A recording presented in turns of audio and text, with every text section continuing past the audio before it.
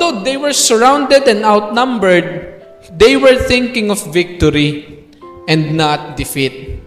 Now, sa ating pong buhay, hindi tayo iba sa mga battles na na-encounter natin araw-araw. As a matter of fact, every day ng ating mga buhay, ang dami nating na-encounter na challenges.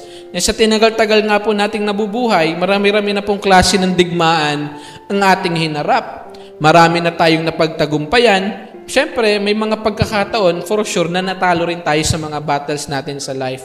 Marami din tayo sigurong beses na nanalo. May malalaking battles, meron din namang maliliit.